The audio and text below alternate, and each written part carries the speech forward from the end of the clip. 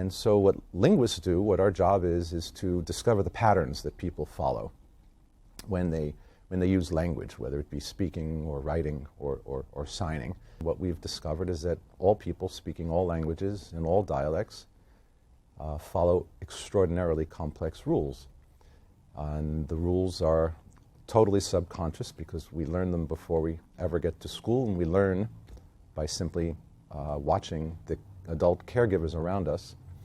But we have no conscious awareness of what those rules are because we're not taught them explicitly like we're taught math. This kind of approach to language and grammar is very different from what people are used to, because most people are exposed, if they're exposed to grammar at all, they're exposed to what's called a prescriptive approach to grammar, which basically means they're taught grammar as a system of prescriptions, in other words, as a system of rules that you have to follow if you want to speak and write correctly. But these rules are not natural rules that we learn just by observation. These are rules that come about through social and political processes over the course of many, many centuries, and that get instilled in a society in ways that people really don't understand.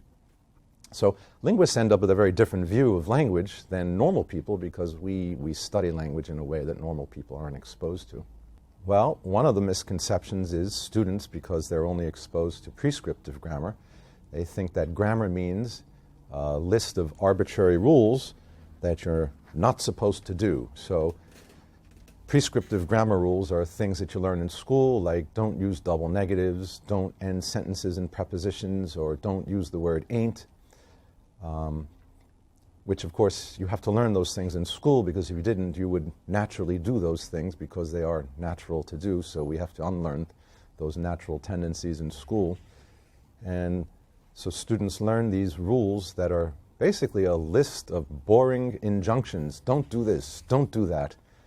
So it gives grammar a bad name because it doesn't sound very interesting to just learn a boring list of rules of things you're not supposed to do. And it's even worse because nobody knows why we should not use ain't, or why we should not use double negatives, because the teachers teach these things as if they were just simply rules that came down from some higher power, authority, maybe God, and there's no rhyme or reason taught for what the reason is for the existence of these rules. So it seems quite boring and totally arbitrary. Well, ain't is a somewhat more recent story.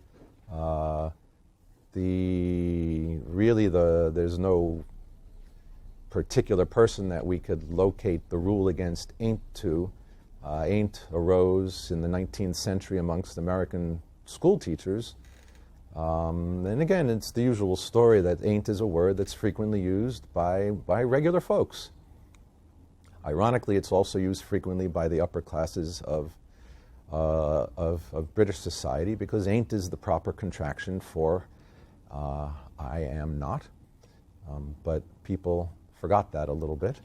And so the teachers didn't remember anymore that I am not was normally contracted to ain't. And so knowing that regular folks used ain't, but the upper classes of the United States didn't, they created this sort of fake rule that you shouldn't use ain't because it didn't make sense.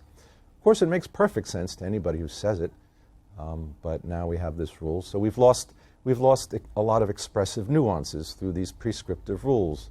So because we can't say ain't anymore, if you want to make a contraction with the pronoun I, you have to say aren't I, instead of ain't I, which was the correct form. But of course, aren't I makes no sense at all, because who says I are? So the verb are is not supposed to go with the pronoun I, but we're forced into this silliness, I aren't I, which makes no sense because of this arbitrary rule against ain't.